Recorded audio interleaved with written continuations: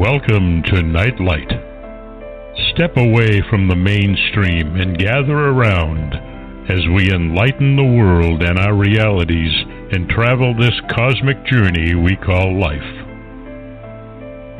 Join us as we share with you and provide that beacon that can guide us all to a better way. Explore with us as we examine a metaphysical montage of spiritual insights, covering everything from the mundane to the magical, UFOs to unicorns, and everything in between. This is a time of awakening, of sharing and evolving, of spreading our wings and soaring on the cosmic breath of creation.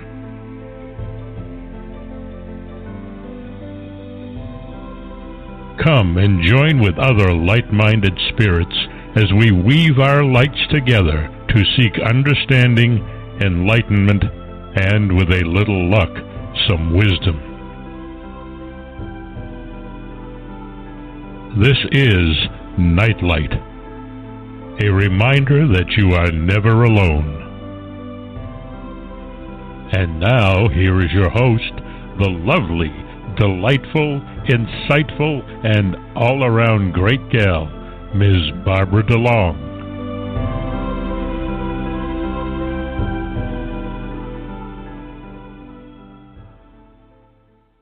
Welcome to Nightlight, everybody. I have a special guest tonight. Mark Snyder is going to be sitting with me, and we're going to be doing a show on a regular basis once a month here. We've done a lot of shows on the Billy Meier material and have found some fascinating things in them. Certainly Mark has studied Billy Meier for years now and really knows much more than I do. But I found the material for me to be not only thought-provoking, but enlightening and spiritually insightful. And Mark, a while back, recommended a book called Might of the Thoughts by Billy Meier. And I got the book, and I've been reading through it, and I have found it to be probably one of the best spiritual handbooks ever. So we decided to take it and sort of go through the book a little bit each month or week. We haven't decided how often we're going to be here, but we will be here, and sort of share with you the material to sort of give you an idea of another philosophy and a more cosmic outlook on spirituality and how to incorporate it into our lives. So, welcome to the show, Mark. I'm glad you could join me tonight. How are you, Barbara?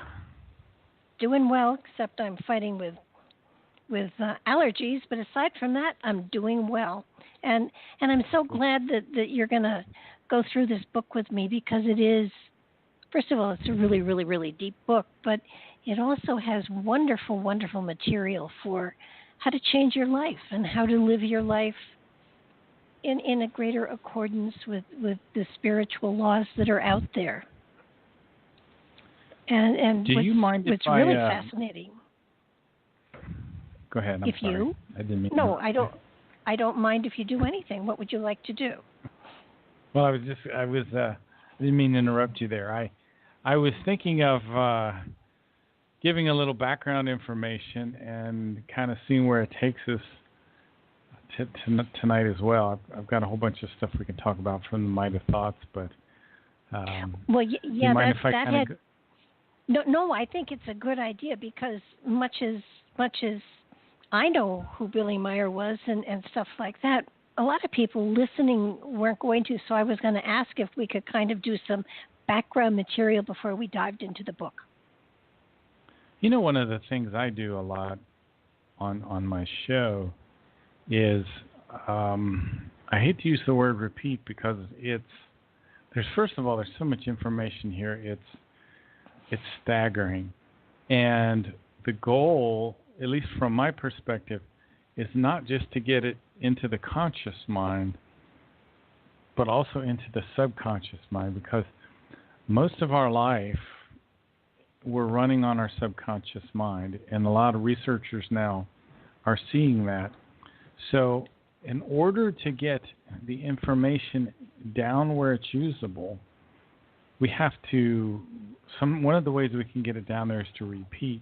Now, maybe I'll start out, before we go into the Might of Thoughts, and talk a little about, again, about reincarnation and Billy and who he is. Okay, good. Let me start when Billy was about 5 years old, and he was living in northern Switzerland in Bulak, and he started to get these telepathic messages from a man named Svath, and he would see Svath's face in his mind. He would hear his voice, and one day he was told to go out in the forest near his home there in Bulak. Bulak, Switzerland is fairly high in the northern part of Switzerland. It's by two mountains, the Eichen, Moser, and Bruder Mountains, in what's called the Galat Valley. It's a very beautiful area, and Billy was told to go out into a certain place, and Svath landed his ship, his kind of strange silvery pear-shaped craft, and Billy walked out to the ship. He's only about 5 years old, and he's always described this as he felt like he was lifted up by ghostly hands, and he was brought up into the ship, and Svath then left in the ship, took them both up into Earth orbit, and Svath started to tell Billy about his previous lives, and that he had been the people that we call Enoch, Elijah, Isaiah, Jeremiah, Emmanuel, and Muhammad. And each one of these lives, he taught something called the teaching of the Spirit, which is what we're going to get into a little bit tonight. So Billy started to have these sessions with Svath. Svath taught Billy about an idea called creation, which was, interesting. What we're seeing here is Billy's material consciousness is a 5-year-old boy. His spiritual consciousness is incredibly ancient. Svath and his people had the technology to recognize that this was a very ancient spirit form, and Svath had known that he had been reincarnating on the earth for the past 13,000 years. Didn't though, when you stop and think about it, this is a 5-year-old kid who, there had been telepathy for quite a while, so he was familiar with the telepathy and possibly even, the personage of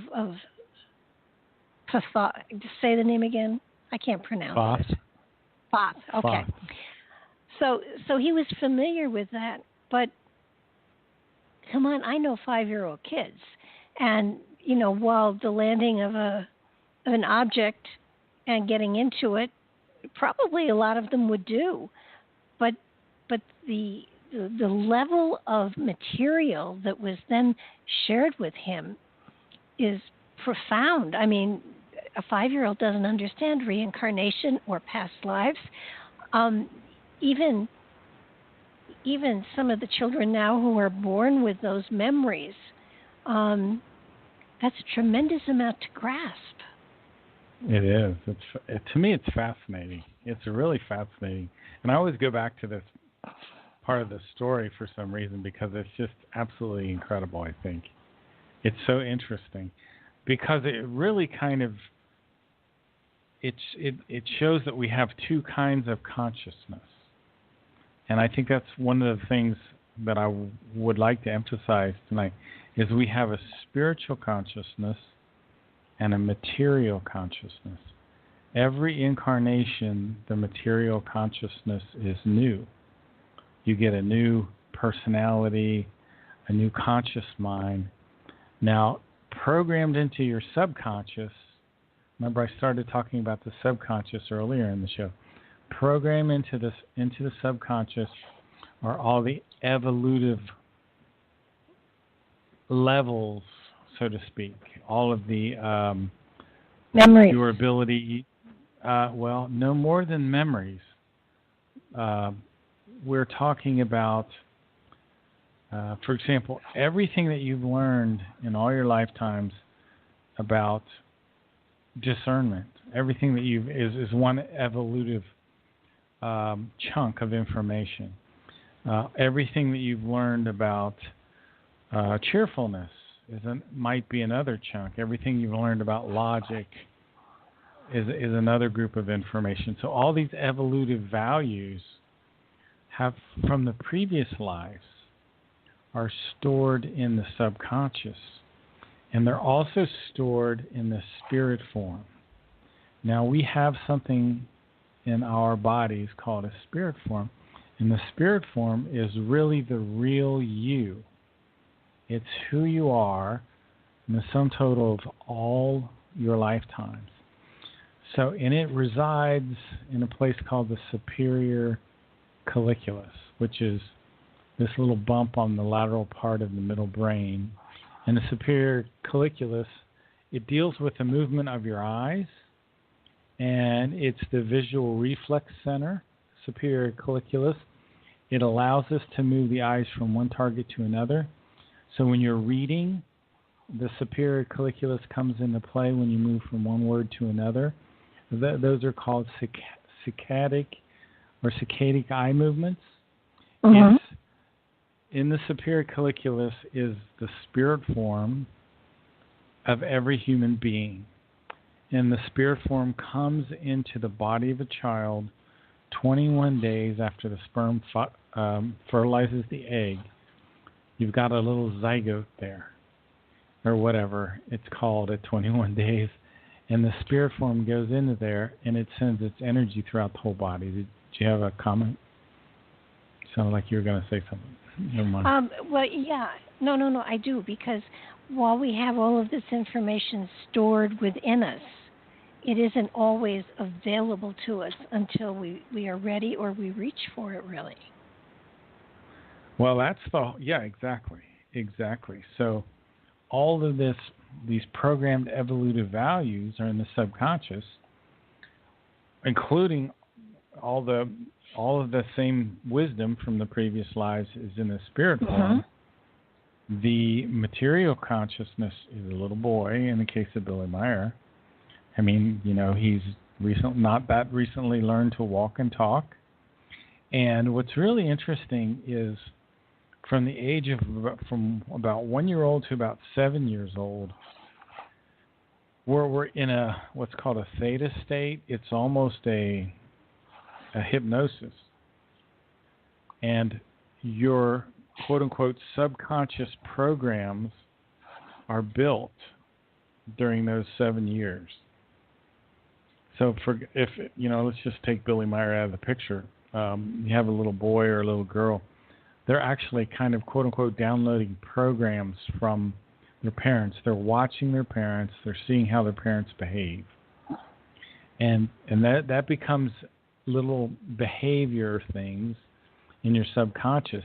And most of the time, we're running on the subconscious, believe it or not. Well, they've done studies, and they've said that by the age of 5, you have learned more than you will learn in the entire rest of your life. I don't doubt it. Yeah. Because the subconscious mind is so powerful. The subconscious mind, I was listening to a film today, processes something like 40 million bits a minute or something of information, and the conscious mind is not even anywhere even close to that. Well, so. Stop to think a second. The spirit has come into a reality that it has to learn everything about in order to survive. So it's like it's almost like a blank slate in that level of consciousness. So it has to assimilate. In the conscious mind. Yeah, it has to assimilate all of this information in order to function, in order to carry out its promises that it made on a spiritual level, and in order to be an independent entity. So what happens to the child, and it happens to us right now in our life, is we're impulsed by our spirit form, and we have some subconscious impulses as well. And so you have an innermost creational personality, which is who you really are, and you have an inner nature. So if your inner nature follows the impulses of your innermost creational personality, then there'll be a harmony, and you'll make good progress in this life. If your inner nature, who you are this lifetime, doesn't pay attention to those impulses, you'll feel what's called an alienation. You'll be alienated from your own self. And I've felt that before, and so we're constantly pushed to strive. You see, every lifetime we're continually pushed to strive. That's the purpose of our life, is the evolution of our consciousness. And in fact, it's a creational natural law that you cannot be happy unless you have a good high priority on your striving. And striving, can be studying the Meier material, it could be studying mathematics, it could be working at your day job, it can be cleaning out your garage, whatever. But we cannot be happy unless we're striving. So this is one of these creational natural laws. This is one of the spiritual, very important lessons. And I'll read this again, and this is from the Way to Live book. So, and don't worry, we'll get to my thoughts eventually, I'm sure. It says here, you know me, I have to go around everywhere. To be without striving means unwillingness and affliction. Affliction is inhibited striving and inhibited life, but inhibited striving and inhibited life bring inhibited evolution, stagnation, hopelessness, and grief, confusion, irrationality, joylessness, cognitionless, unpeace, disharmony, lovelessness, resentment, lies, self-deceit, and reluctance for life. So if you're going through a stage where you're a little depressed, pay close attention. Are you ignoring these impulses? So now Billy, this is very interesting, because I think we've talked before about his experience before he even met Svath. He was just a very, very young boy. This was about 1941.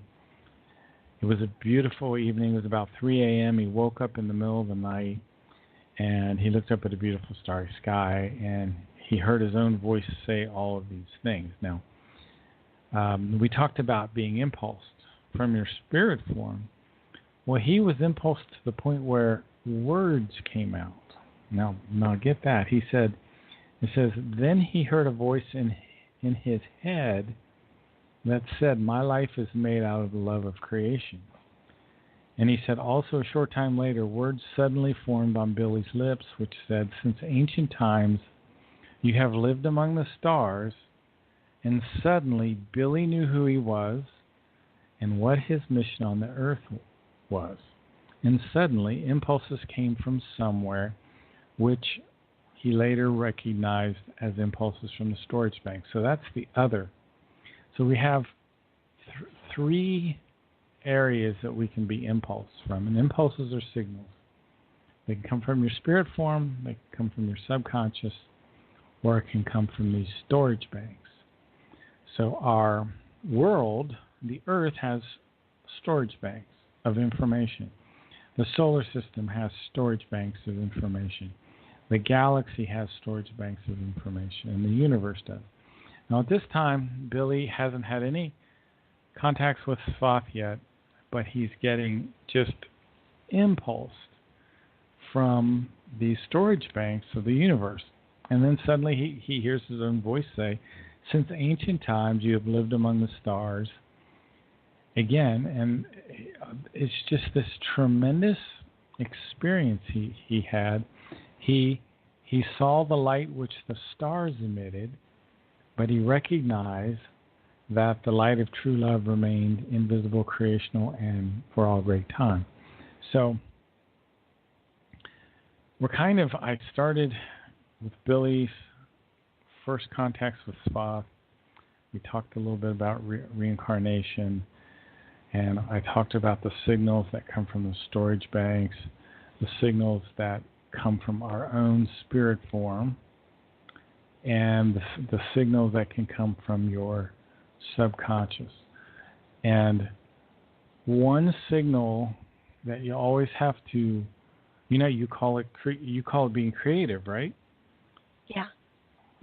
Yeah. I mean, the Meier material just calls it striving, and usually it is a creative impulse. It is. I think what fascinates me so much about all of this and this material. I mean, Billy has written 40 or 50 books on so many subjects that it's unbelievable. And some of the stuff gets more attention than others. But undercurrenting all of this, there is always a message of spirituality in everything that he has written. And it doesn't matter who it is that his contact is.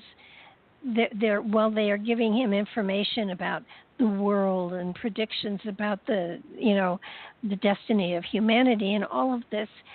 There is always that underlying flow of peace, harmony, love, and the spiritual aspect of our lives. And what amazed me is, and I forget where exactly I read it, it was that basically the earth has been protected until we are capable of reaching out into the stars ourselves.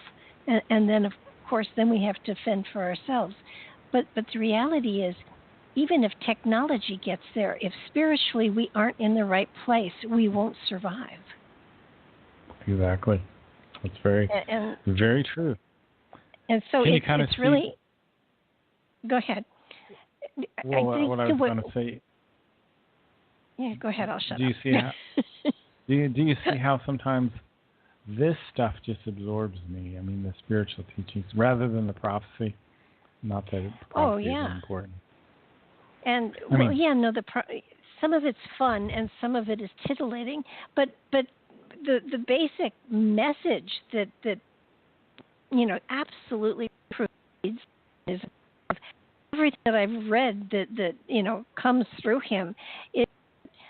The most important thing is that we become spiritually attuned and spiritually connected, and by that I mean a total awareness of the spirit that is within us and the power that spirit has and carries. And unless we have that quality in us, it doesn't matter how technological we are. We cannot survive and endure. And all the dots connect in these spiritual teachings. And so sparks. I think one of the things that has driven me to this point in time, and will continue probably for a while, is that this is a message that needs to get out there. And it does. And I said it the other night when we were on your show, this is not a religion. This philosophy is synchronistic with almost every religion out there, the foundations of them anyhow. It's a philosophy on how to live your life and how to apply it to your everyday life, and not just one day, but a constant flow of energy, a constant practice of this material gets you to it enriches your life tremendously, and it leads to joy. It does. It's and I think he talks about it, and I can't remember which book off the top of my head, it's the Psyche or the Mighty Thoughts or the Way to Live. But it used to be, and I still do this sometimes. I would sit down in an hour. Like this evening, I sat down maybe for a half an hour and just read 10 pages. But that's kind of really not the way he suggests you study. Like this morning, I sat down for almost an hour before work, and I spent the whole hour on one paragraph. Mm-hmm. And that that is the way I'm moving to. So it used to be that I would read 20 pages and then 10 and then 5 and then 2 and then now I'm down to a paragraph, and just it's the contemplation. And maybe we can jump into that real quick. This is like Sure. near the back of the book. So 216, page 216. Come in, there it is. Okay. But only human beings who are able to control, keep pure, and use their thoughts and the might of their thoughts in a neutral, positive, equalized form. Okay, let me explain this concept. We're told to think in a neutral, positive, equalized form. What that means is just slightly to the positive. Okay, so you're not overly positive, but you're still positive.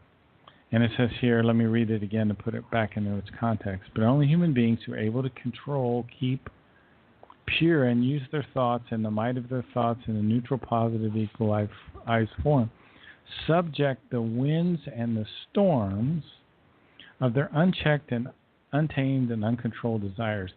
So he's making a metaphor here. Winds and storms are like your thoughts when they're unchecked, untamed, uncontrolled. When you have passions, it could be anger, it could be lust. I mean, there's a lot of different passions, but when they create a storm in your mind, and typically what happens at this point with most folks is they start to rotate negative thinking, and it's a compulsive rotating, and people get to where they can't stop their negative thoughts, and they can't break free, and the thoughts become more and more and more and more negative, and they just continue.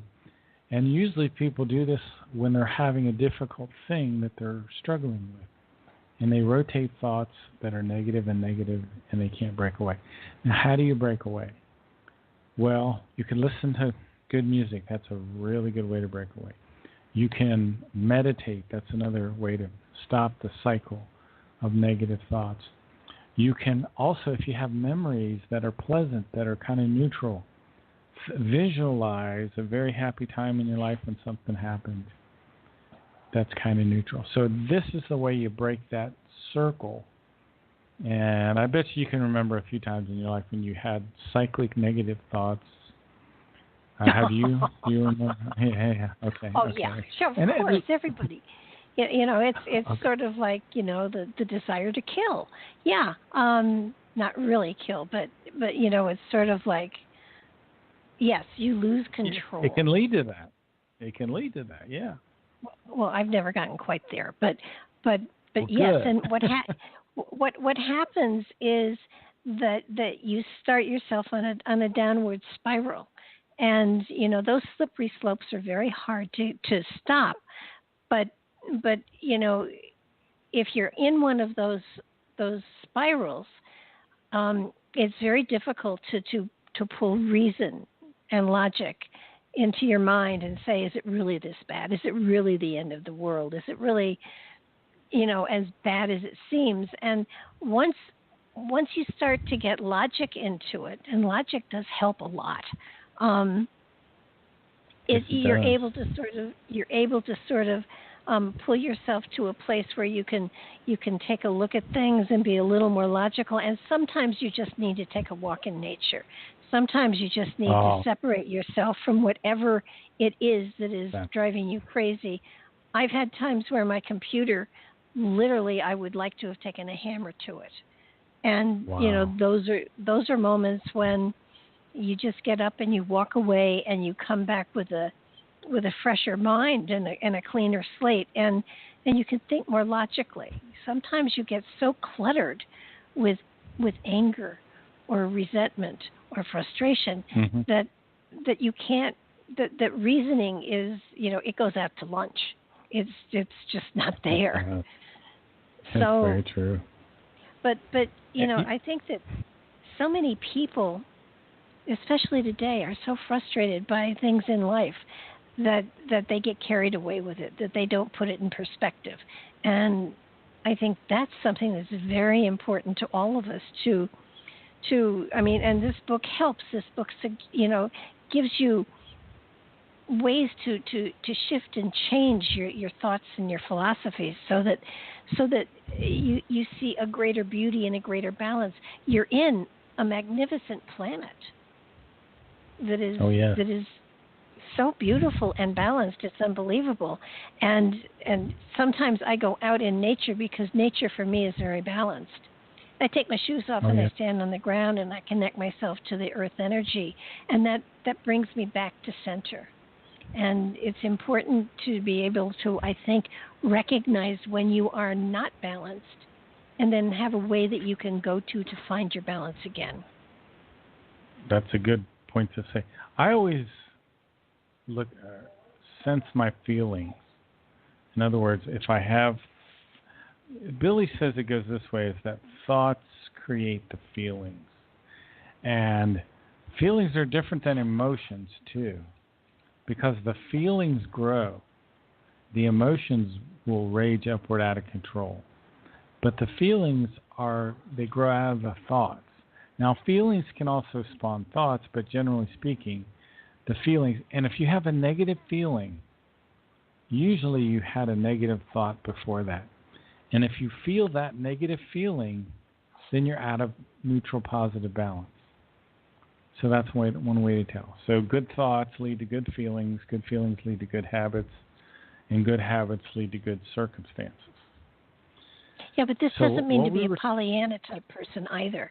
I mean, you can be just too goody-goody, and that leads to the same kind of trouble the other direction does. It's very true. That's exactly. And did you read that in the book? That's exactly what the book says. I did read the book, Mark. Okay, very good. So the winds and the storms, he says here, subject the winds and the storms of their unchecked, untamed, uncontrolled desires, wishes, passions, habits, and other terrible things to a consciously control obedience. So, and that's where you were saying about letting the negative be there. The only time you have to not do that is if you run out of control and you feel yourself rotating negative thoughts and you're at a neutral positive. But if you're in neutral positive, you can let the negative be there and observe it without reacting. Well, now that's a little challenge. It's a big challenge. But recognizing it for what it is important too. And lots of times when we recognize that there is frustration and anger and everything, just the recognition of it starts to pull it back and dissipate it. Yeah.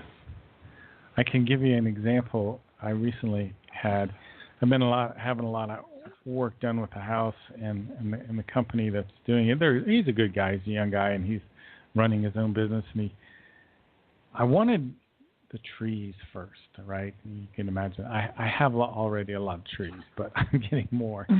So, but he could, for whatever reason, he did other things first, like the driveway, which needed done for sure, and the power washing, which needed done.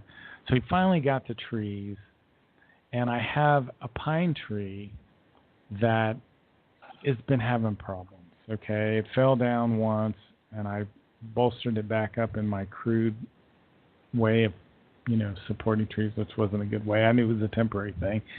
So, and I explained to them what I wanted them to do to put this tree. I wanted them to put ropes in 4 directions and stake it to the ground. Well, they didn't do that. I guess they didn't have time or whatever. The next day, a massive storm came and knocked that tree down. So I called, figures, right? It actually does in a way, but so I called the guy and I said, gosh, could you please put this tree back up? I want to save this tree so it doesn't die. He says, oh yeah, fine. So I waited a couple of days. He didn't do anything. So I sent him an email. And I'm really digressing, folks. So bear with me.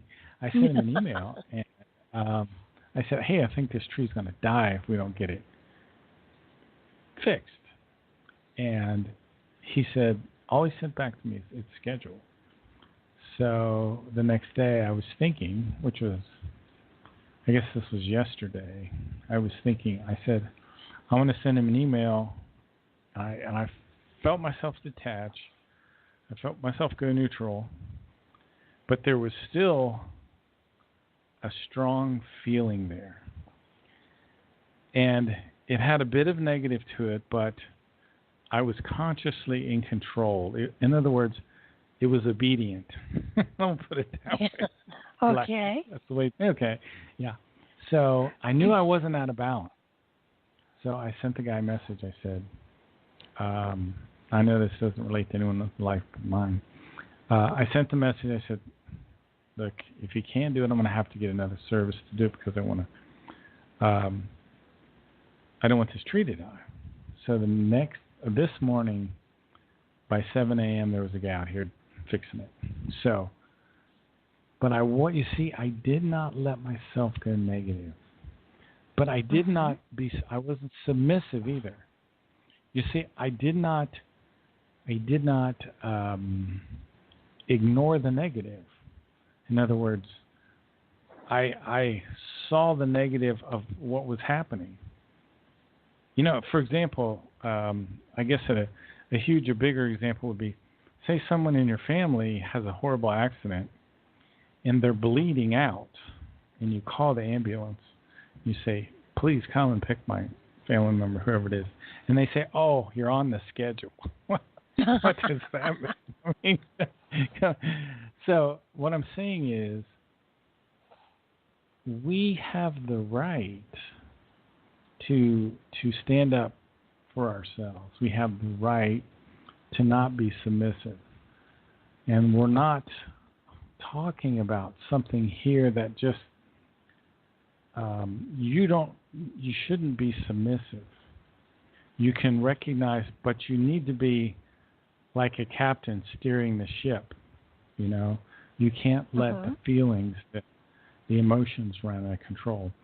So anyway, I want to get back to, go ahead if you want to comment, jump in there.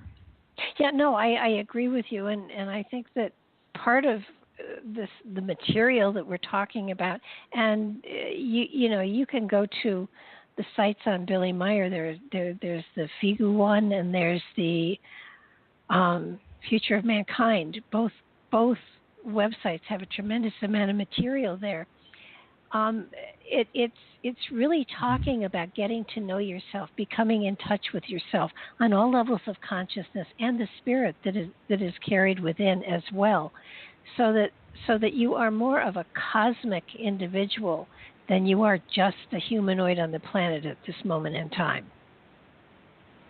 You know, one of the things that I realized, or somewhere I heard someone say this, is that I think people do drugs because they cannot control the contents of their consciousness. In other words, the only thing that they can do is either drink or do drugs. That's why there's such an appeal to that.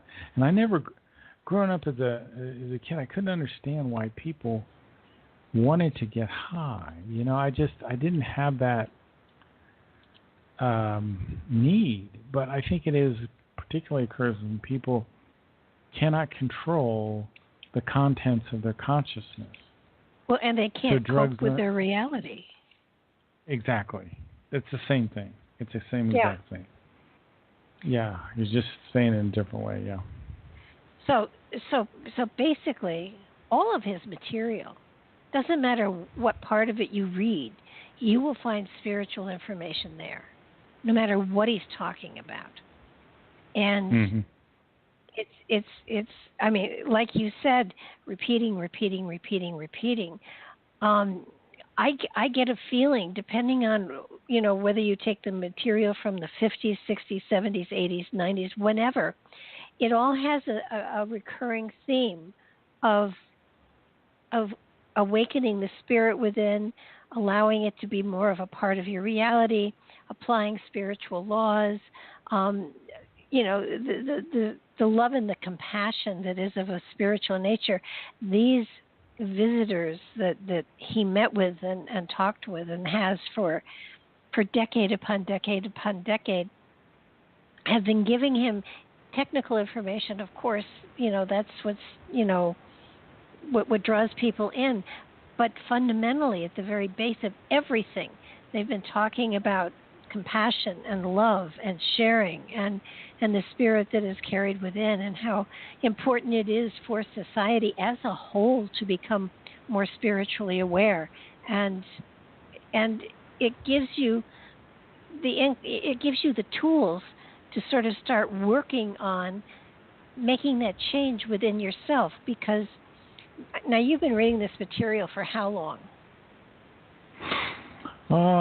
I think I started around 2008 or 2007, and I started my radio show in 2010, and I started with the contact reports solely, and then I can't remember if it was 2013 or 2012 exactly. I went out to Munns Park to a meeting where people were studying the Meier material. And they had the book there. They had the Might of Thoughts book there. And I had never experienced that before, because they would read a sentence and I would understand maybe a word or two, but I didn't understand 2% of what that sentence was saying. And every single sentence was that way. And I was just astonished. And I was there a couple days, and I was able to get the Might of Thoughts book. I bought it from Michael Horn, and I bought the book, The Psyche. I think I ordered The Way to Live much later. But if we got time for a little funny story, I'll tell you a funny story. Sure. So I have the book, I have the Might of Thoughts, and I have the book, The Psyche, and it's time for me to leave.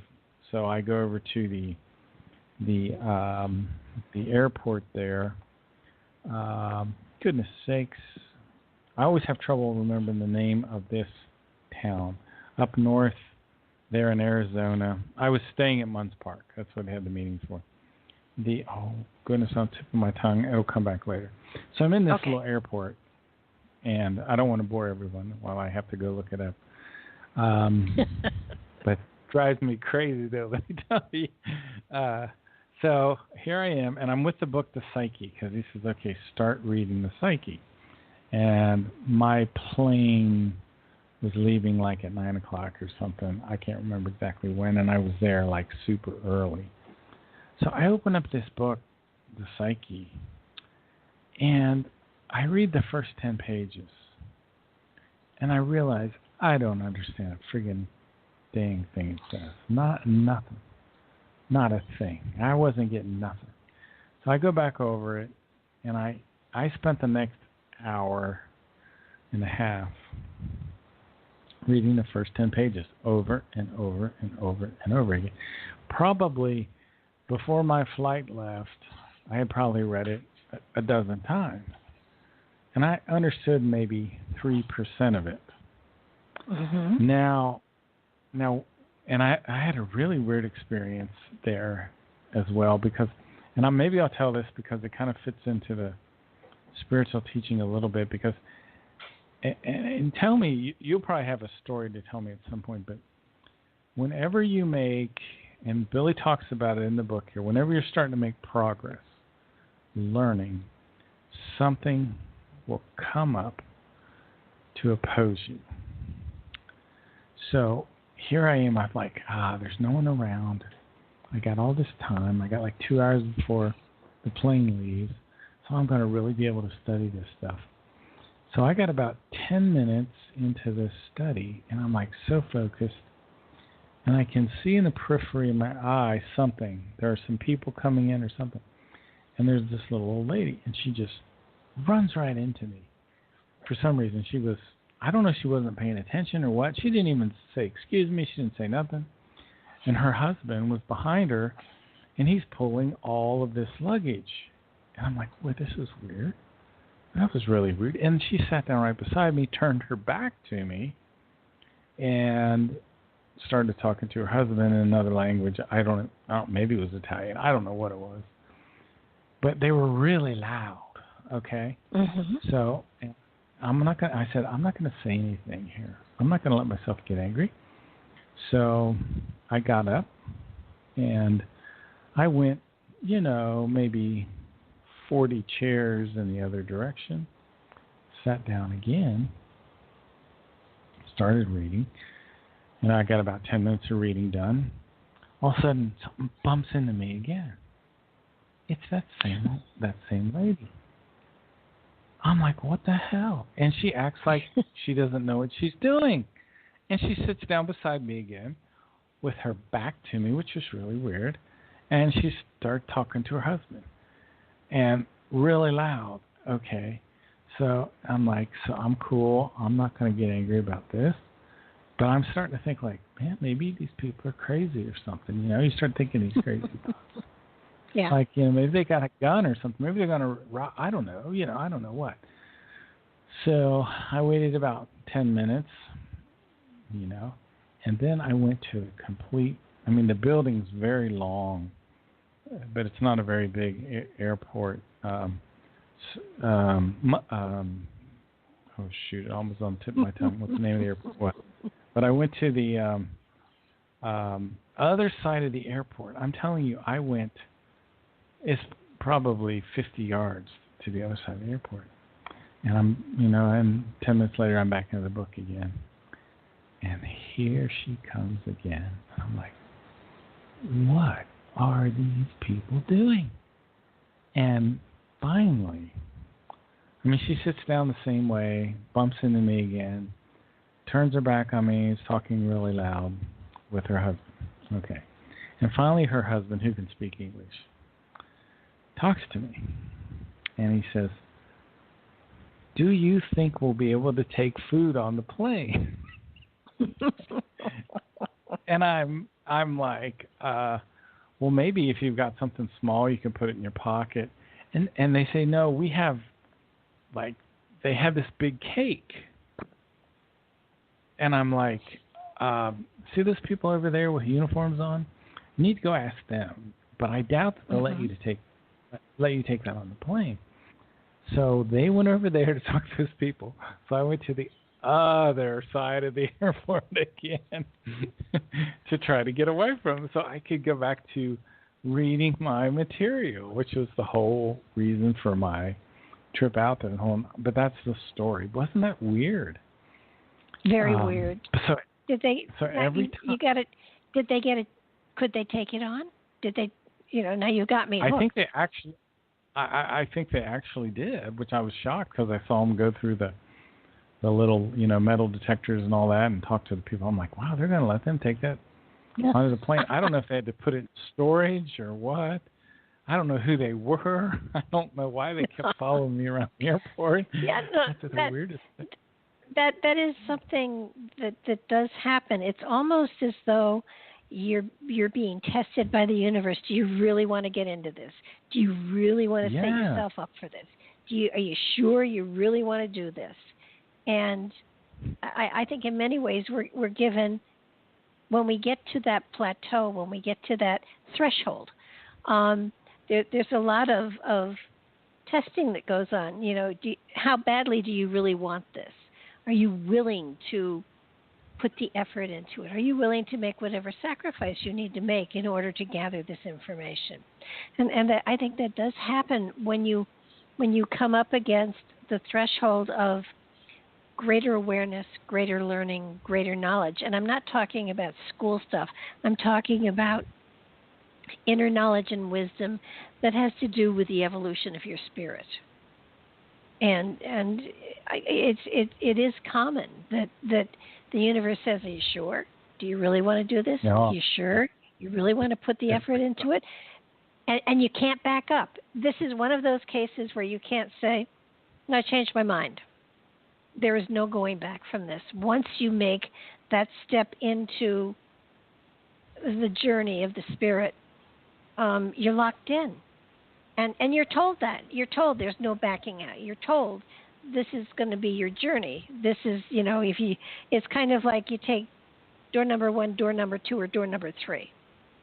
And if you take the one that is the spiritual journey, and if you take either of the other 2, there's no backing out either. There's no change in your mind in mid-lifetime. It's a commitment. And some people hit it early, some people hit it later, some people never choose the door. But if you choose the door and if you keep going, it's an amazing journey. By the way, that airport was Flagstaff. Okay. Flagstaff Airport. Yeah. What's hard to remember about that? I don't know. Every time I read it, I know exactly. That's it. So anyway, that was my weird experience. So and for weeks, I still reread maybe the first 20 or 30 pages of the Psyche. And the Psyche is supposed to be read before you read the Might of Thoughts. And so I took the advice and did that. Now, one interesting thing that, and I knew this before I went to Munz Park, I knew about something called the gamut, which I thought was the most fascinating term.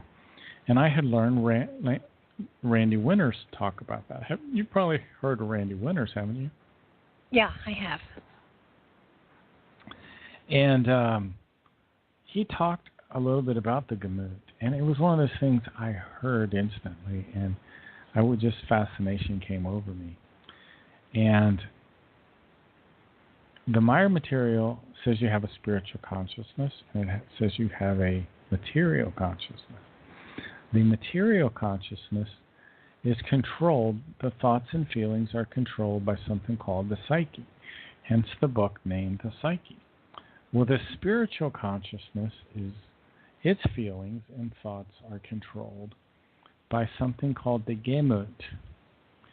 And I will read this in the book, The Psyche. It says, the gamut is referred to as that spiritual block and factor which within the spirit body of a life form, in this case the human being, regulates and looks after the spirit consciousness-based feelings and the spirit consciousness-based thoughts in itself in a constant equalized form. Contrary to the psyche, the gamut of the spirit realm cannot be influenced by negative powers. Example, negative thoughts, but only neutral positive ones, which therefore means that only powers corresponding to an equalized form of positive and negative penetrate into the gamut, through which the gamut always exhibits an equalized harmony, from which the half-material psyche again profits to a certain extent, because the gamut supplies it with harmonious swinging waves. Now there's something called this harmonious swinging waves, the psychic swinging waves, and the material consciousness is supplied with these psychic swinging waves. They come from the gamut, your spiritual consciousness, and the gamut is directly somehow connected to the universal consciousness. It's an amazing thing. It says here, the gamut supplies it, meaning the psyche, with swinging waves and necessary amounts, in which case a part of these swinging waves originate from the realm of cosmic electromagnetic life energy. Contrary to the material consciousness, which is able to create negative as well as positive, and also neutral positive thoughts, the spirit consciousness operates only in the form of equalizedness and thus in neutral positive form. Therefore, negative and positive are harmoniously equalized and also create a corresponding harmony with which the gamut absorbs and works with, and indeed in both spiritual as well as in the material realm. So, And this appears in nature. Let me try to. There's something in it's called the Goblet of Truth, and there's a passage which calls what the truth knows to say, and it goes on to say rivers, stones, plants, trees, bushes, trees, everything that crawls and flies on the earth is a life form with a spirit form. And these spirit forms are on a journey through time, and many of these creatures are aware of each other. They're connected by psychic swinging waves. And when I read those sentences in the Goblet of Truth, what I thought about was, when you go into a forest, and at night, if it's in the evening, you'll hear all the crickets, all these lower level creatures. They're communicating with each other, and they're aware of each other. If you see the birds as they fly as a unit. You see 20 or 30 sparrows, and it's like they're telepathically connected. I think it's these psychic swinging waves. It's the same thing with a school of fish. So all of creation is what's called a we form, a oneness. Particularly human beings are also another we form. And this is a term so we're all connected subconsciously in ways we don't understand yet. What's very interesting, when they did the research with the monkeys that wash their potatoes on one island in the Pacific, they're much healthier because they wash all the dirt off. Well, spontaneously, just a few days or weeks later, monkeys on another island will start to do the same thing. You probably heard this story, right? Yeah. I mean, it's the same thing with crows. Which I have found, they did a study, and there was a man who actually mistreated or killed several crows by his farm, and he did it in a brutal way, and the crows sort of the rest of the flock did malicious things to him. They oh, really? They did nasties to him, and so he eventually just moved, and he moved literally across the country, and within a week's time, there was a flock of crows there doing the same thing to him. They had, it's almost like they knew that he had done harm to one of theirs, and that they were not going to put up with it. It's the most incredible thing I have ever heard. That is amazing. If you ever find that link, send it to me. I'd love to read that. That's fascinating. And I know it happens with crows. I don't know about other breeds, but I do know that on some level, animals, of course, they communicate in an alpha state. So that as a human, if you want to communicate with your animals, if you get into the alpha state and send them a picture of what you want them to do, they do respond. And I've worked with oh yeah, so many people, say, well, I talk to my dog and he understands me. Your dog understands the tone of voice. Your dog does not understand necessarily the words unless it's treats, and then of course they all understand. But they communicate because obviously they're not talking. They communicate with pictures. They telepathically send pictures to one another. And if you sit and put yourself in alpha and send a picture, I had a cat who had to have he was bipolar, and he had to have medication, a cream rubbed in his ear every night that would calm him down. And if he was sitting on the bed with me and I realized the time and it would be, oh shoot, I got to give Angel his medication, I would get it and he would be gone. And so I would sit on my bed, I would calm myself down, I would very quietly picture him laying someplace, then getting up and stretching and walking back from wherever he was and jumping on the bed. Within 5 to 7 minutes, he was on my bed. Not happy, but he was there. And I was able to give him the medication. I mean, it was in his ear. It didn't hurt or anything. He was just obnoxious. But horses are that way. Horses you can send messages to and they respond. Anybody who is a communicator with animals go into alpha. So those people who meditate and can get into the alpha theta state and then send pictures to animals. I had a cat who was having accidents all over the house, and there was nothing wrong with her. She was physically fine. And so I went online and I looked for a pet psychic and was in the middle of signing up, and then I saw it was going to cost me $400 for the consultation, and I got out real fast. Wow. And I took the cat and I sat her on my chest and I said, I'm a psychic.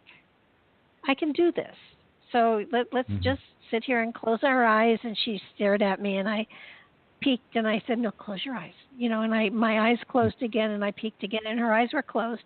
And I pictured myself. I sent to her my being confused and upset when she was having accidents all over. And it was like, I was confused.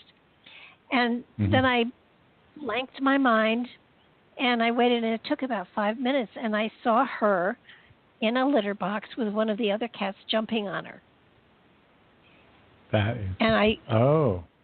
And I said, so you need another litter box.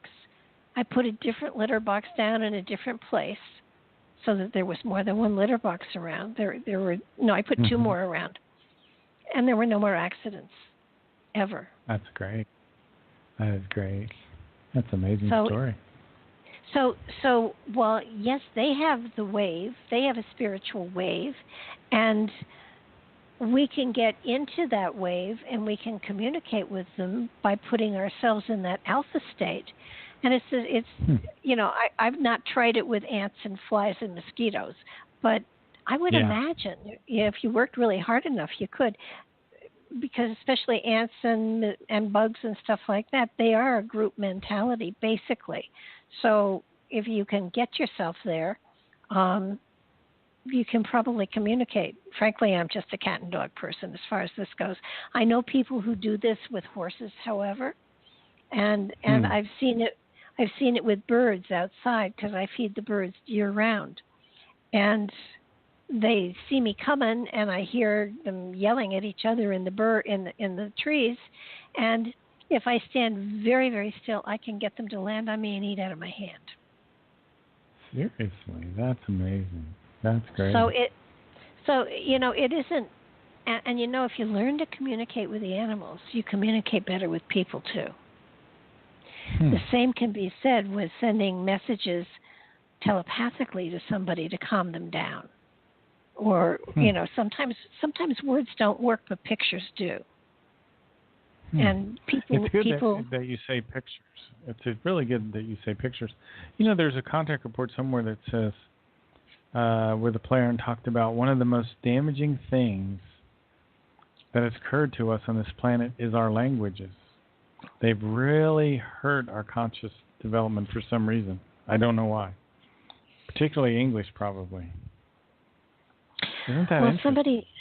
Somebody I knew a long time ago said to me that how did he put it? A word doesn't begin to live until it's spoken, and when it's spoken, it has an energy, and that energy can impact you.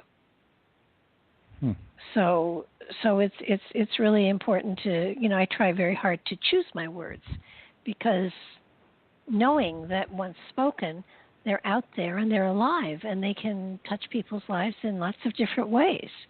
So that, when you're putting a live energy out there, when you're verbalizing something that's an energy that's being sent out, and it's not hitting just the person it's directed at, it's hitting everybody in the vicinity.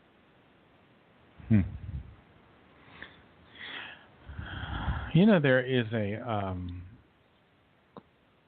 when I was looking at this stuff on page 216, it was talking about the storm metaphor in our psyche.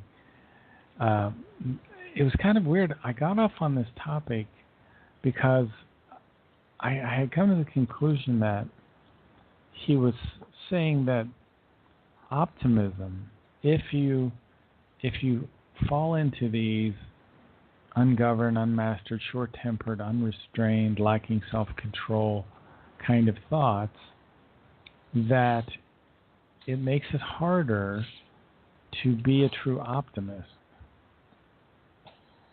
And because he has... Go ahead. Well, I think the one thing that I want to get across is that all of this is not just a 1 moment or a 1 hour or a 1/2 hour thing. It's an energetic that is something you begin to live. Exactly. So that it's like somebody says, well, I'm going to meditate for half an hour and then I've done my spiritual stuff. Well, that, you meditated and you got your energy balanced and stuff like that, but that's not your spiritual stuff. Your spiritual stuff is how you live your life. and I think that's one of the main things that I think this getting back even to the title of the book, The Might of Thought. It's amazing because if you think it, you can become it. If you think it and focus on it, it can be manifest within your reality. Our thoughts are the most powerful things in the whole world. It's just amazing. And we can creatively shift and change everything with our thoughts if we work with it and then live it. And it's sort of like it's not something that you do for just a few moments and expect the universe to reward you. It's how you apply it to your life and then live it. And by doing that, you have empowered, you have tapped into incredible power of spirit, and that can make things happen. Now, it's not necessarily going to enable you to have a winning lottery ticket, because that's not what this stuff is for. That's not what this power is for. This power is to enlighten, expand, and enhance your life, not to bring you something you haven't earned. That's my opinion. Good point. Very, very good point. One of the things that I wanted to kind of talk about this at the beginning of the show, just to get your thoughts on this, because I know you do a 2-hour show. Yep. The Meier information, he talks about how to study this, and he says, take a few little sections and repeat them out loud. And then he says, use a red pen to underline things. And I think somewhere he says, don't go over an hour in a given study session. I think that there's some truth to that. I really do. So, well, if we were plowing, full tilt into this, it would be much too much. Yeah. I agree. It seems like there is it's kind of like you have a cup, like let's say the Goblet of Truth or some cup, and you're filling it with water. It just seems like after about an hour, the cup is filled. It just can't take that much more. Now, when it can't get fuller. It can't get fuller. Otherwise, it just spills out on the table. So sometimes I think for some reason this spirit teaching stuff is so dense. It's just after about an hour, it's just like, oof. So I just wondered. You prefer the 2-hour though, don't you? Well, listen, I can go 1 hour. I have no problem with that. I think that lots of times though you put something out and you put it out in 3 or 4 different ways, because everybody hears differently. And sometimes it's the anecdotes, sometimes it's the heavy duty stuff, sometimes it's a sentence in one place or another that ties it all together. And I think especially with the Meier material, understanding that Billy Meier is not he is an incredibly wise individual, but he is not what we could call traditionally well educated. His wisdom and everything that he is at this moment in time is a reflection of the material that he has brought through and shared, that has been given to him by a race, a culture, a people that are ahead of us as far as evolution goes. And he became a channel for the material. He obviously understands it. And I would imagine that in many cases, being a channel or a chalice of this information, he had to at some point realize that this was going to take over his life, and it has. There have been attempts on his life because of the material he's tried to share. And he lives a very isolate life right about now because of all the threats to him.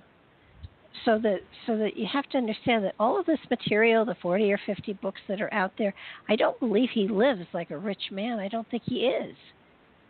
Mm-hmm. But he's dedicated his life to sharing this material. And even if you don't believe where it came from, all you have to do is read some of the material and know that this is something that comes from a very deep place within him, whether it's from reincarnations of many lifetimes, whether it's from visitors from another realm, from another dimension. This is not something that a man who has no education, a simple farmer, could possibly be able to write. The most convincing to me are the writings. To me, it leaves no doubt in my mind. But I guess everyone thinks differently.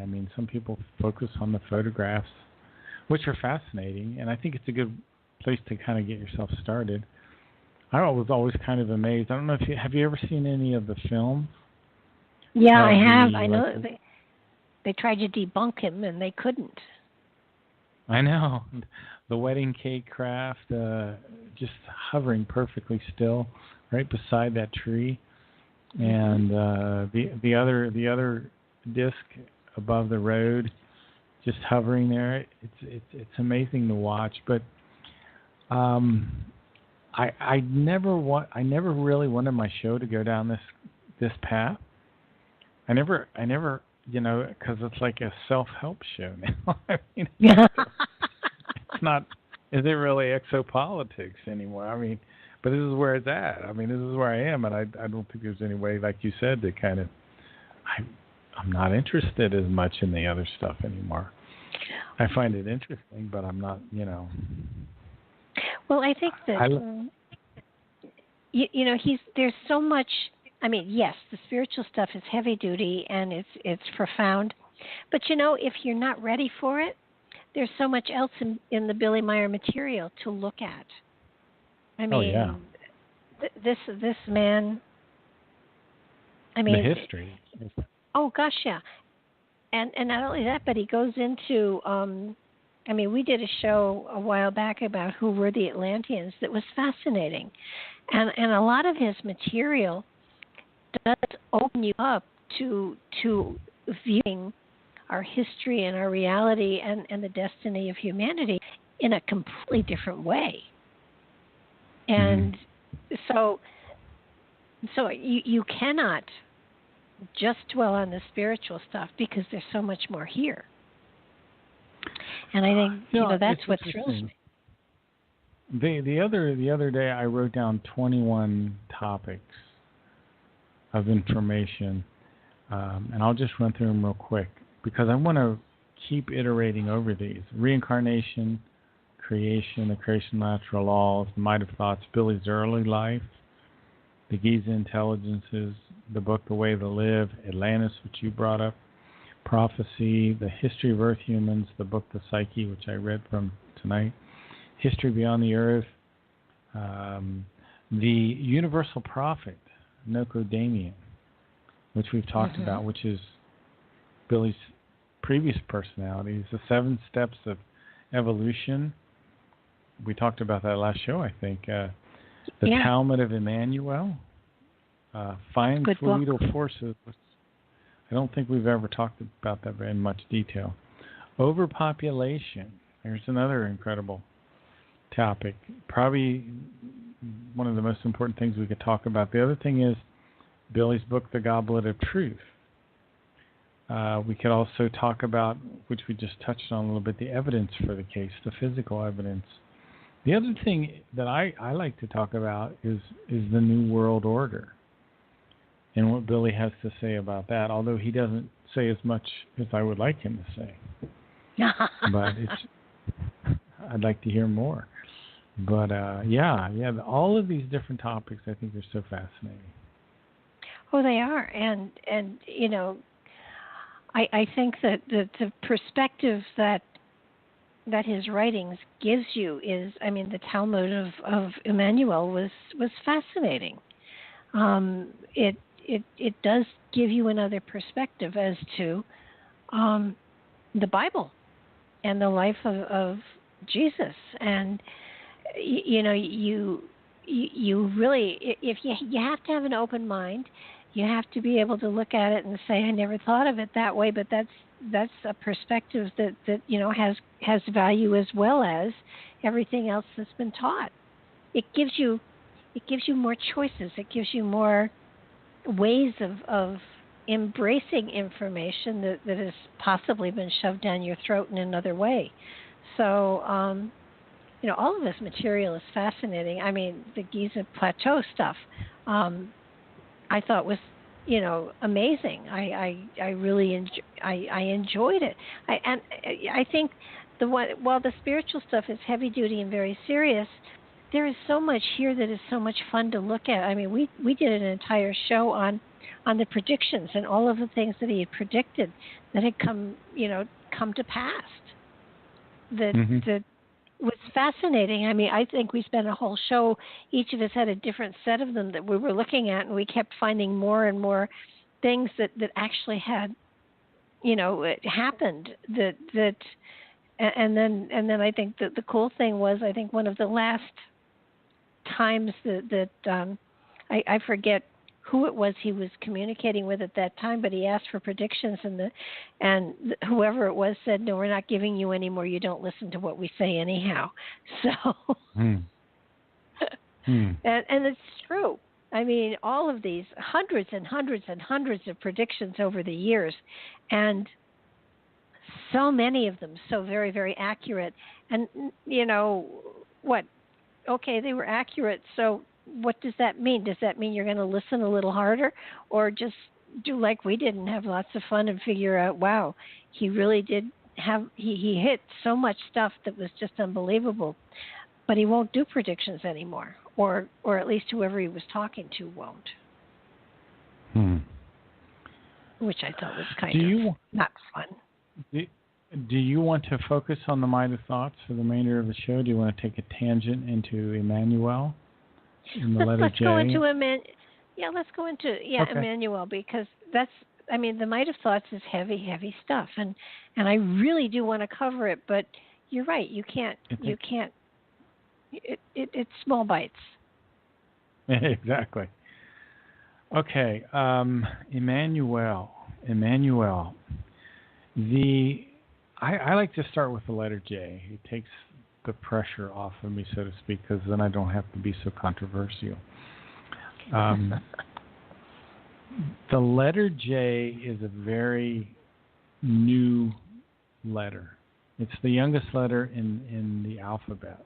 Now, when I say that, we could talk about the letter J in English, but the letter J didn't appear until about 1500 or so.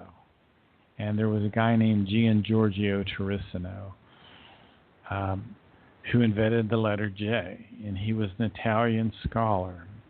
Now, this may not click with you right away, but the letter J never existed in the Hebrew, the Latin, or the Greek. And those are the languages of the Bible. The letter J never existed in any of the languages of the ancient world. It wasn't until about 1550. So people say, and you said just yourself right now, Jesus. Yeah. Well, he absolutely could not have been called Jesus during his time because there was nothing in any of the earth languages to support the just sound. And people say, well, wait a minute. What about Julius Caesar and what about the Book of Job and all that? Those names have been changed as well.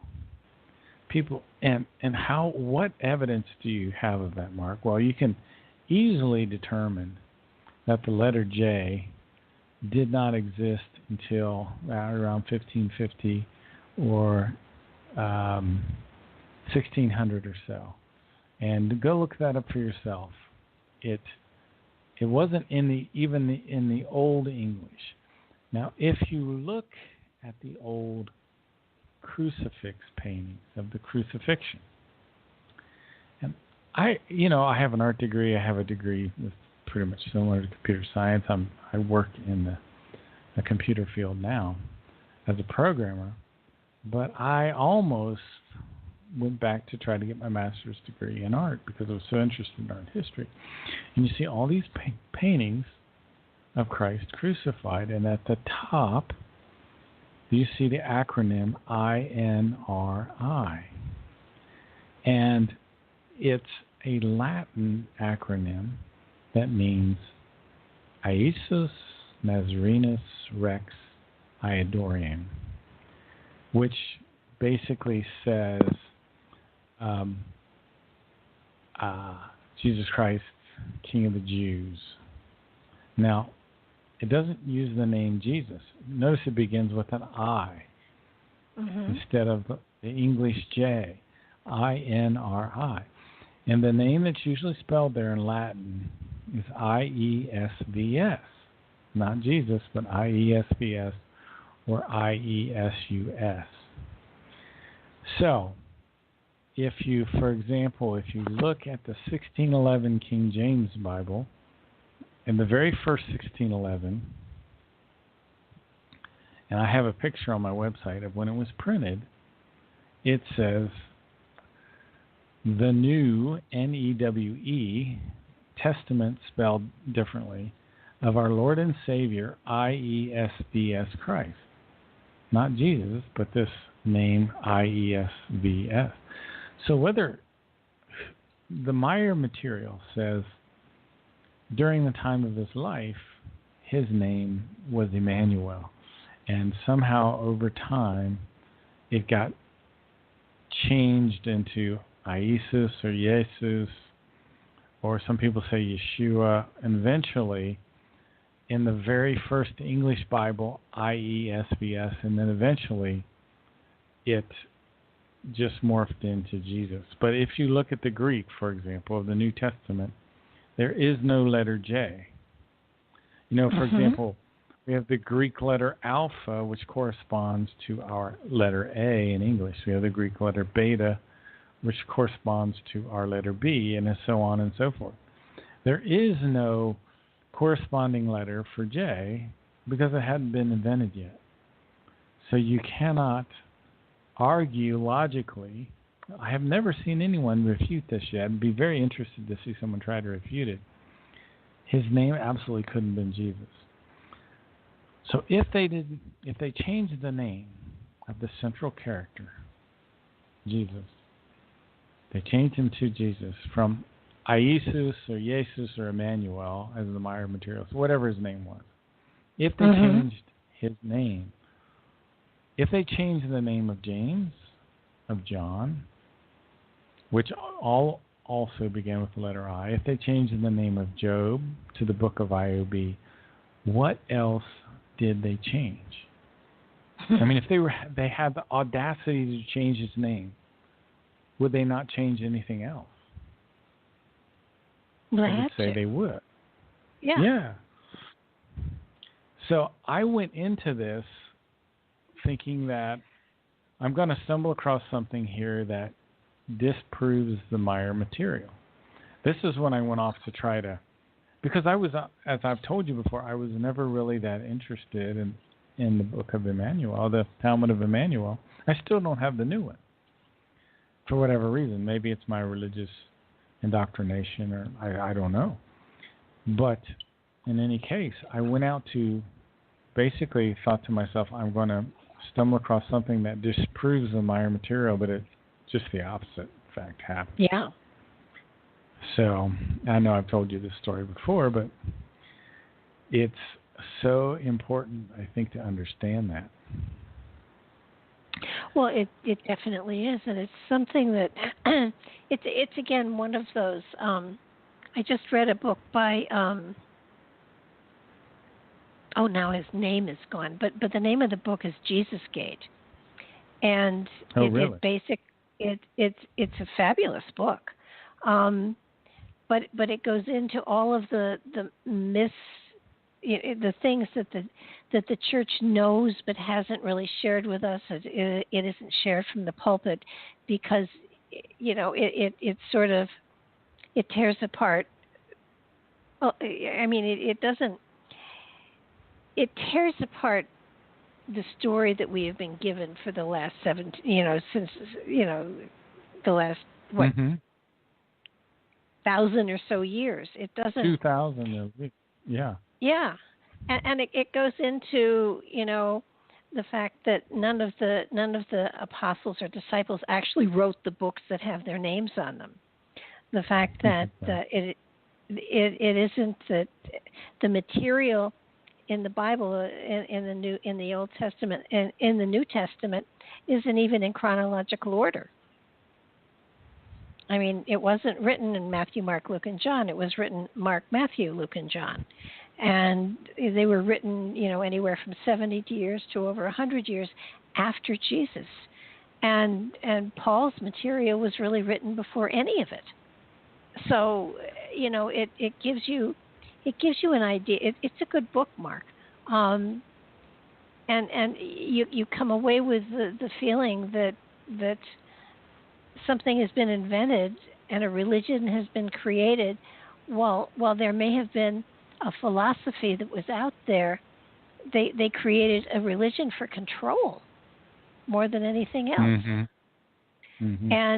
And so I mean, I have a pretty good background in biblical stuff. I mean, I can't do chapter and verse like a lot of people can, but the stories and everything, the Jesus who wrote it, it really bugs me. Now I have to, stretch my brain. I hate that when a name doesn't come when you want it to come. Ernie Brinkus is the author of it, and actually, he's going to be on my show on Thursday. We're going to talk, and he actually was one of the Riptides, old, in the 60s. He was like a Beach Boy. Their group was Ripcords, Riptides. Goes back to the 50s. And they were actually quite well known, and they toured, and he went from being a teen idol, so to speak, to divinity school, and he served in the pulpit for a number of years, and then he now teaches in colleges, but he teaches theology, but the book is really fascinating because it really does. He says that the higher ups in Christianity don't want all of this material out there because it destroys the fabric of the foundation of the religion. Mm-hmm. Which is kind of interesting. I have heard other people say too that in the Dead Sea Scrolls that he's called Emmanuel in some of those scrolls. And so people that don't know anything about the Meier material will say that his name's Emmanuel. So, who knows? I see a lot of evidence that points to it. Isaiah 7:14, it says, "The Lord himself will give you a sign. Behold, a young woman shall conceive and bear a son. His name will be called Emmanuel." And, there are so many things in the Bible that it's hard to support logically. So, I kind of step back from Yes. all of that because of that. Yes, you're right. And actually, that young woman shall bear a son and everything is from the Old Testament. That they took that phrase and they brought it forward so that it really wasn't. It was taken out of context, and a lot of stuff from the New Testament has been taken from the Old Testament out of context. And I'm not meaning to tear apart anybody's religious belief system. I'm just saying that to me it's fascinating to really not take everything at face value, but to actually research it and discover, what really is something that you can feel like it's carved in stone and something that isn't. So it's fun to research, and it doesn't mean that you have any less faith or more faith because you do it or don't do it. It's just, for me, it's been a journey that's been fascinating, and it gives me a better feeling about spirit and the cosmos and creation and where we came from. It gives me a better feeling, a sense of comfort. Not because the biblical stuff now no longer holds the same sway over me. It's just that was a wonderful stepping stone to get into a place where I have a more cosmic view of it all. And not everybody wants that. And what you believe in, how you believe in is wonderful. But the most important thing is how you practice that belief system. And I think that's what the Meier material comes down to be honest with you. He gives you a philosophy as to how to allow the spirit within to manifest within your reality and to give you a richer, better life. And his material is not a religion, it's a philosophy. And one of the beginning things in the Might of Thoughts book I think is very important is he says the human being must make the effort to clarify his or her thoughts so they become more valuable, purposeful, and productive. And what does clarify mean? Well, it means to make things less confused, more clearly comprehensible. It's to make things more understandable, to take away the ambiguity. So it's to remove confusion. So one of the things I've learned to do over time is actually speak this stuff out loud. And he says to do that in one of his books, to actually say these things outside. It will help you clarify your thoughts. And another interesting analogy he makes is that our consciousness is like a garden. And that when we sometimes have weeds pop up in our garden, which would be the negative thoughts, and we should pluck those weeds out, he says. So because he says they will proliferate luxuriously, your negative thoughts, if they're allowed to grow in your consciousness, they will proliferate luxuriously like wildly growing seeds. They will displace everything. So pluck out those negative thoughts. And he talks about the negative repeating thoughts, which I talked about earlier as well. He says whoever has negative thoughts will soon allow himself to be controlled by them. So it's much better if we can nurture or strengthen our good, healthy thoughts. So that which the human being... Go ahead. Yeah, and it's a form of programming. It is. You're programming your subconscious. And great example. You said I would have a story. I do have one. I was touring with the Cosmic Deck of Initiation. I was in Carlsbad. I was in California someplace, and a young lady came in, and she was like 18 years old, and I read her, and I spoke with her, and she said, well, if and I can't go to school. And I said, well, wait a minute, why not? And she said, well, I'm handicapped and my parents, get money to keep me and help me along, but I'm not capable of getting a job, and I'm not capable of doing this. And I said, well, how'd you get you here? She said, I drove. And I said, and you passed the driver's test? She said, yes. And I said, who told you couldn't learn and couldn't go to school? And she said, no, my parents said that I'm too dumb. And I looked at her and I said, now I'm going to talk to you with another hat on, because I happen to be a special ed teacher with 2 master's degrees, so I know what's going on here. And I looked at her and I said, you are capable of doing so much more. You're capable of getting your GED, and you're capable of getting a job. And I swear to you. And she said, but they've told me I can't, and that that I'm mentally retarded. And I said, everybody has a problem area in their life, and you're just lucky that you may have some understanding of what's going on. But I said, do not let this hold you back. If you want to do something, try it. If it doesn't work out, okay. But they've taken away your will to try. And I said, it's ridiculous. I firmly believe that you can do this. And a year and a half later, I got a letter from her. She had her GED. She was living independently.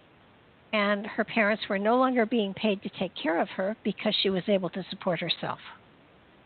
Wow. She had been programmed to be retarded. So she was. Oh, that's terrible.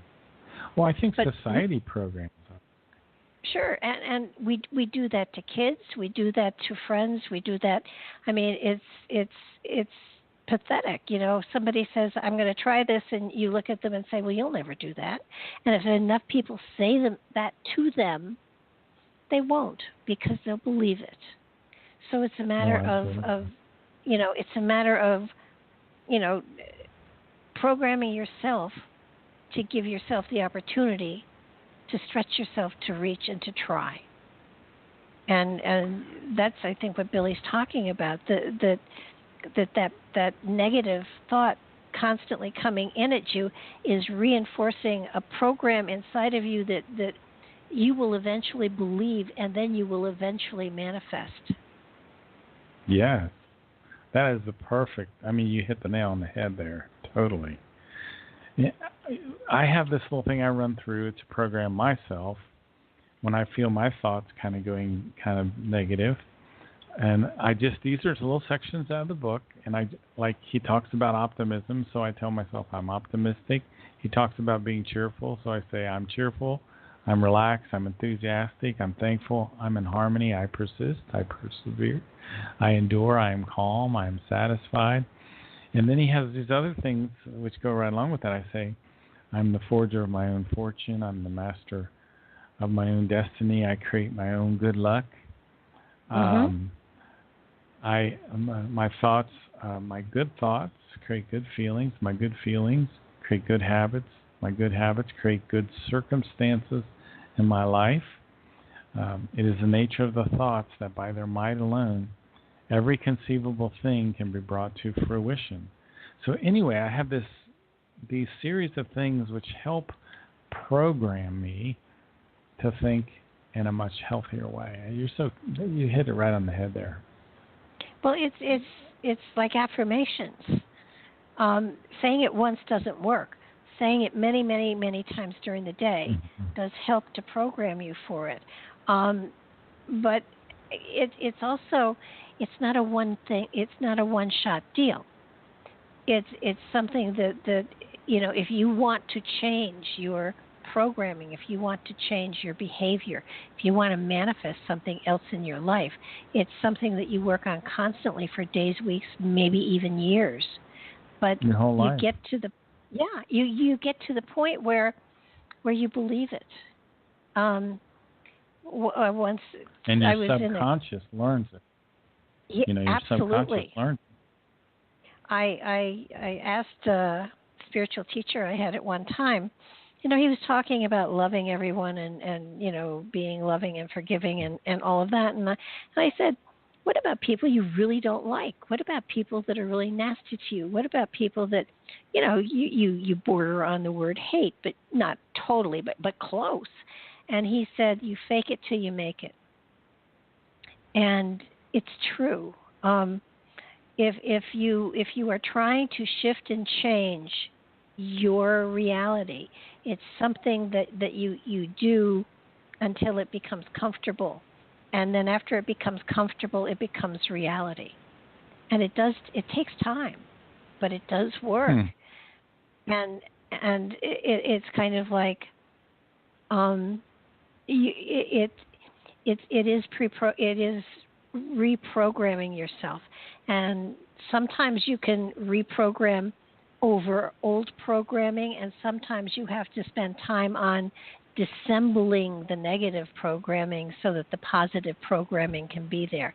I have found, for the most part, I can overprogram so that, whatever was there can't exist because I've smothered it with the other good stuff. And it does work. True. Oh, it does work. But that again is the power of the mind. Mm-hmm. It's you understand the process and then you apply it. And so many people, I once wrote something that said you can either be a parrot or a prophet. The parrot are those people that that quote chapter and verse and don't understand the thing that's going on. They're the parrots.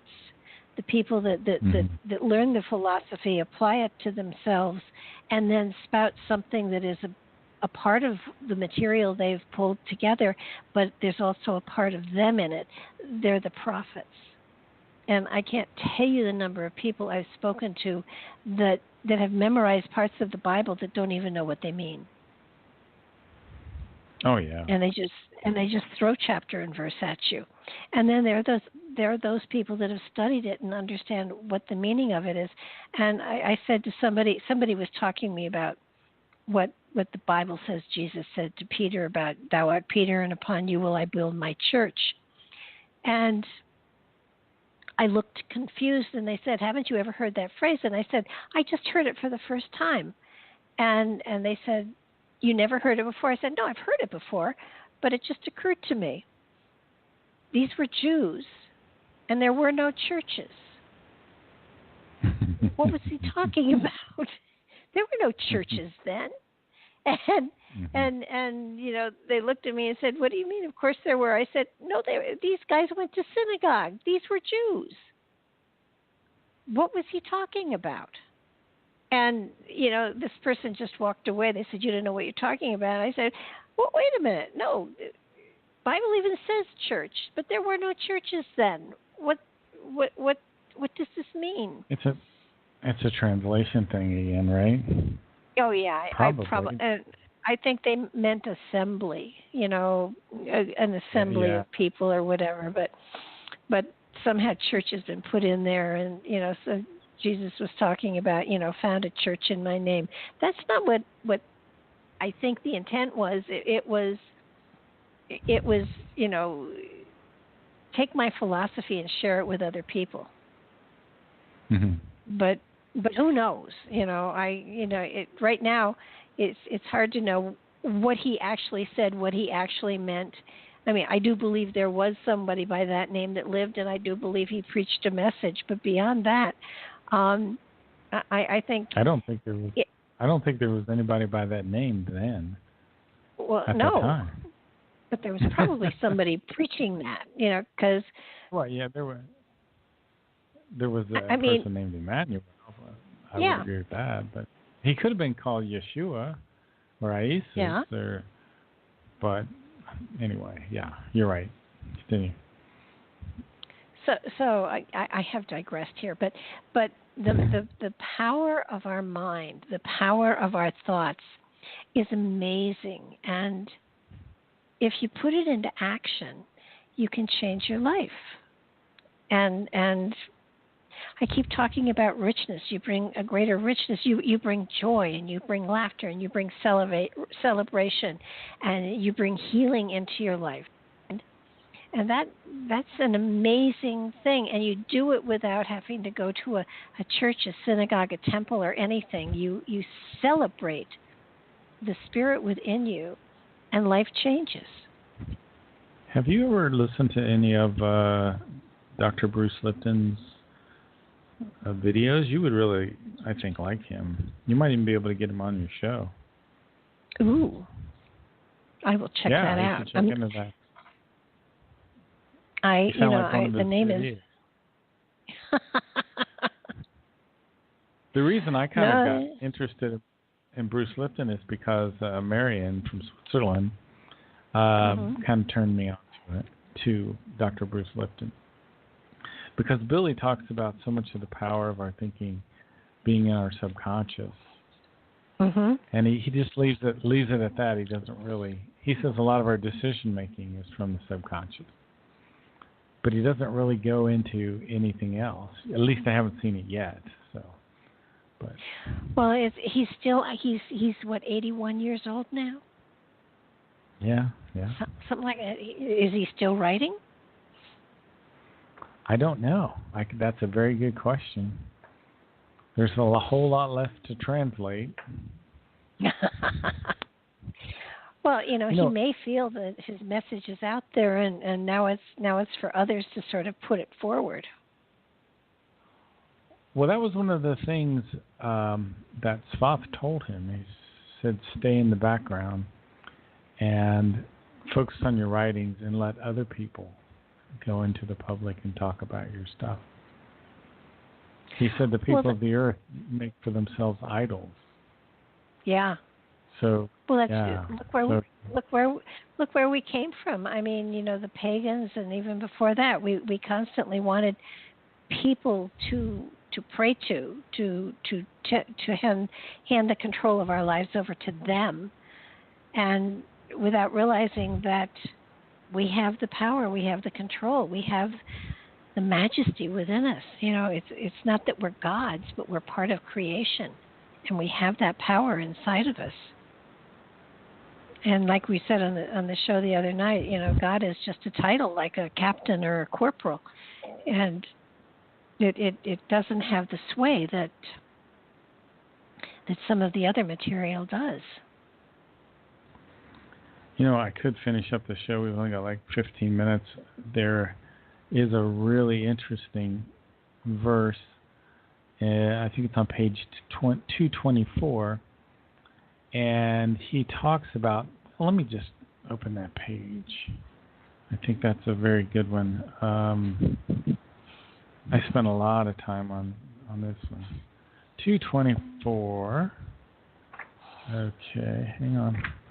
It says, the source of the life power, which must be created by oneself, lies in the consciousness, that is to say, in its thoughts, which must be formed, tended, and nurtured in such a way that they correspond to a progressive, kind, and wise, equipped with a zeal for life and intention and endeavor and an ideal. Just before that it says, therefore, it is necessary to search for the source of the life power and develop it. Develop the power in order to have a reliable life potential on which you can depend. The word life power there is the word Lebenskraft in the German. And I got to wondering, well, what is this life power? So I kind of did this little experiment with myself. I tried different things to find out what things do I do that make me feel like I have most energy and most life power. So, and then I, made mental note of that and try to focus on those things. And also says the source of the life power, which must be created by oneself, lies in your consciousness. That is to say, in your thoughts, which must be formed, tended, and nurtured in such a way that they create this endeavor, this ideal. So a little bit later in the same, I think it's on the same page, he talks about this. So if you're developing your Lebenskraft, your life power, you're doing those things which allow you to develop yourself, make you feel motivated. So you're searching for the source of the life power, which is in your consciousness. Now, on the other hand, this is a contrast to when tangled ideas confuse the thoughts and abruptly go from one extreme to another, whereby a misdirection of thoughts arises and triggers emotions. So what is he talking about here? Well, tangled can be defined as twisted, untidy, confused, jumbled, mixed up, messy, chaotic. A tangled can mean to bring together into a mass. Tangled means a snarl. So this is what happens when we have tangled ideas. It confuses our thoughts. It makes our thoughts go from one extreme to another. And this causes the thoughts to misdirect. It triggers our emotions, and it can even lead to manslaughter and murder. So this is all not room focused. Yes, this is what happens when the negative thoughts they go too far. In other words, I mean, this is where the criminal goes. That's where the criminal comes from. He's really traced down the pattern of thoughts that leads to criminal behavior. Yeah, I thought that was very, very interesting. So, it's very, very interesting. Very, very important to know. The other thing is there is now wait, what is there a difference between tangled thoughts and confusion? Well, he says tangled ideas confuse the thoughts. Okay. So you have and I'm glad you brought that up because ideas, IDEAS, are not completely thought through. IDEALS are completely developed and thought through. So what happens when we have ideas which are not completely thought through, these ideas, they confuse our thoughts. I bet you, and that's a lot of times we talked about the rotating negative thinking. Yeah.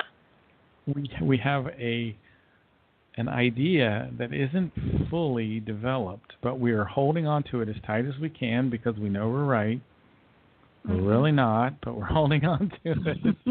And those tangled ideas, they confuse our thoughts, they trigger the emotions, and eventually they get to manslaughter. Now, the ideas that we have, we want to convert into ideals. Ideas are completely developed. So, and ideas have something called unvalues in them. Okay, and unvalue is something that we're holding on to, which is still false.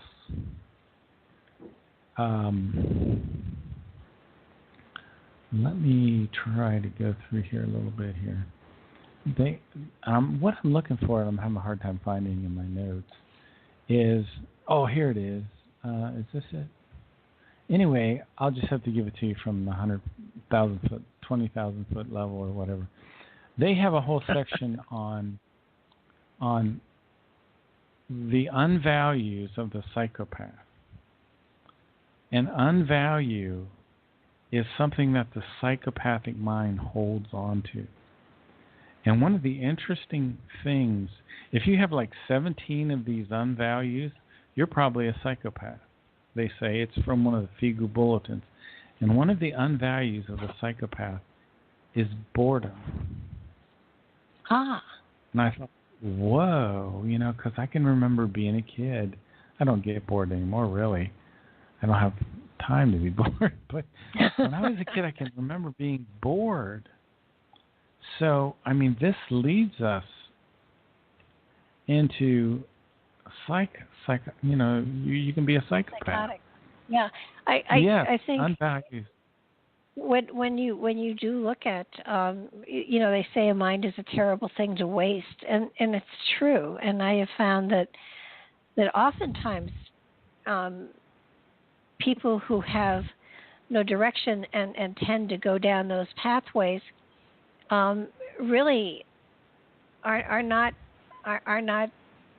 in any way wanting to take control of their lives. You have to take control of your life. You have to find a direction, and it could be a wrong direction, but you need to go somewhere in order to figure out whether it works or not. But those people who choose not to take that responsibility are often swayed by the people around them, and that's where you get, bad company, and you get influenced by people or in bad crowds or whatever, and that the group mentality then takes over your own, so you've given up your own power. Some of the other unvalues of psychopaths: lack of logical decisions, lack of rational conduct, frequent change of sexual partner, manipulative behavior, sense of unfairness, endorsement of torture, hate mentality, remorselessness, lack of deep-reaching thoughts and feelings, and a lack of empathy. Just test yourself for those. Yeah. and if you have a few of them, start challenging yourself so you can get out of that mindset. It's not a healthy one to be in. Exactly. It doesn't mean you're going to, become a murderer.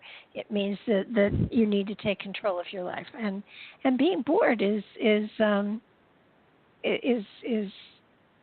not a fun place to be. And sometimes you need to challenge yourself and do silly things in order to get out of that mindset. Because it's just a mindset. It's not a condition that needs to be a constant. You can get out of it. You got into it, you can get out of it. It's very interesting.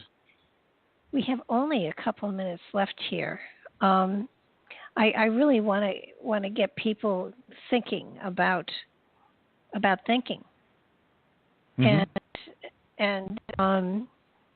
just in the brief time that we've got, the book we're talking about is Mind of Thoughts, but it's a pretty heavy duty book to get into initially.